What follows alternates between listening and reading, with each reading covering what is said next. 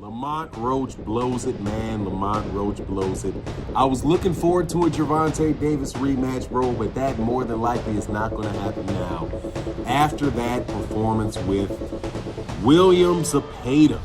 Man, oh man, oh man. These guys, I guarantee you, man, that the tank team is going to chalk that up and say, hey, man, thank you, Lamont.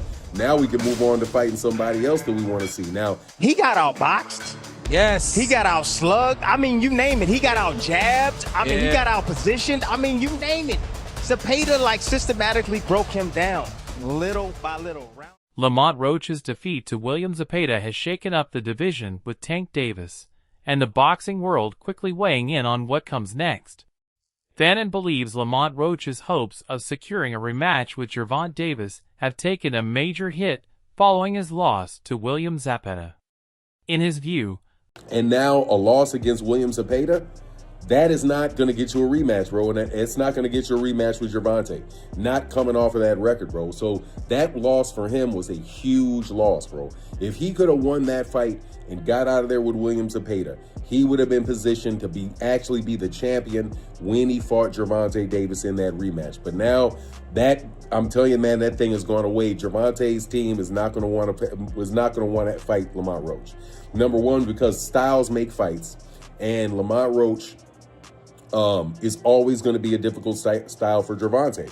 One of the reasons why he was such a difficult fight for Gervonta was because he's so familiar with him, had been in the ring with him. He knew what he was going to do. A victory would have put Roach in the perfect position to run it back with Davis, but that opportunity has now slipped away. Sharing his assessment, Herring Crawford admits William Zepeda surprises him with a far more complete performance than expected. I wasn't ready for that. You know, I was looking for the straight, come forward type fighter, you know, but from round one, I said, Tim, look at his movement. Look at his footwork. Yeah. His distance, his range, his angles, you know, his feints, his jabbing, you know, his counter ability, his punch placement, just how he was controlling the fight. You know, I told him earlier, I said, man, it's going to be a bad night. You know, then Tim, as he said, once he start going to the body, you're going to see a different change. And then when he started going to the body, I looked at Sean, I said... He praises Zepeda's footwork, movement, distance control, and punch placement, saying that once he starts attacking the body, he takes command of the fight and never looks back. Offering his breakdown, Tim Bradley praised William Zepeda for showing his time. Usually he's throwing about, 1,000 punches, you know, throughout the fight, 800. I mean, in those early rounds, you know, Roach, you know, he made him cautious a bit. He had to respect the power. You heard him. And you could tell that he had a game plan. You know, I was like, look, he's looking for that. He's looking for the jab, but he's looking for that straight hand, left hand right down the middle. He was landing it over and over and over. And I whispered to you when I said, hey, watch when he goes down to the body. Watch how Roach put those hands in them pockets. And that's exactly what he did. He broke him down, man, and I thought he was going to finish him, but... a more disciplined side of his game. He explained that instead of rushing forward, Zepeda carefully sets up his offense, consistently finding the straight left and attacking the body at the right moments. In Bradley's view, that calculated pressure slowly dismantles Lamont Roach over the course of the fight. Reflecting on the defeat, Lamont Roach Sr. says his son is naturally disappointed because he doesn't feel he performed to the best of his ability. Separate each other in the ring. They're both pretty much identical in the way they do things. See, I think weight class is going to separate that fight. That's 100%. What weight would it be at then? I don't know. Devin might not stick around at 47 too long. He's talking about 154. He's one fighting gun.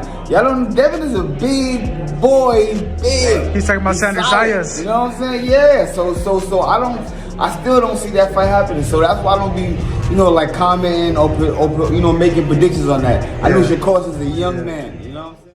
However, he insists the loss is only a setback, not the end of their journey. Roach Sr. adds that the team will study what went wrong, make the necessary adjustments, and come back strong. Breaking down the outcome, Paulie Malnaghi believes William Zepeda executed. Devin's going to have more volume. When they sparred, Devin found success when he imposed his size and went downhill and threw more combinations. He's going to have to make that adjustment. He did it once before against a smaller southpaw in Lomachenko. This is a different puzzle, much younger guy, harder to hit. But he's shown in that Lomachenko fight, I will impose my size a little bit. I will throw with volume. And that's what he would have to do with Shakur. If he let it just be a boxing match up the center, then Shakur is going to outbox him. He'll be too sharp for him. The perfect game plan against Lamont Roach. He says Roach's technically sound style was effective, music, in spots, but remaining in punching range allowed Zepeda to dictate the pace with his constant pressure and punch output. For Magnagy, that stylistic edge ultimately proved decisive. If he go against Shakur, we're going to see which one played the boxing game. Nobody's going to get knocked out. You know what I'm saying? And it might. I don't know. Devin might got the ability to hurt Shakur. But Shakur defense and how he get away from certain situations, you know what I'm saying? It'll make it a little difficult for Devin to actually really put his hands on. So it's a fight that both of them are good boxers, you understand? But would anybody take a chance and step up to be that guy that night in that fight of really trying? Giving his breakdown of the fight, Greg Hackett credits William Zepeda for making the right adjustments without changing his identity. He says Zepeda keeps his relentless pressure, but becomes more patient with his shot selection, forcing Lamont Roach away from his jab and into a pace he simply can't sustain. If he go against Shakur, we're going to see which one played the boxing game. Nobody's going to get knocked out. You know what I'm saying? And it might. I don't know. Devin might got the ability to hurt Shakur. But Shakur defense and how he get away from certain situations, you know what I'm saying? It'll make it a little difficult for Devin to actually really put his hands on. So it's a fight that both of them are good boxers, you understand? But would anybody take a chance and step up to be that guy that night in that fight of really trying? For Hackett, those adjustments made all the difference. After defeating Lamont Roach, William Zepeda wasted no time looking ahead. He made it clear that a rematch with Shakur Stevenson is the fight he wants next, saying it's a challenge he's eager to take on.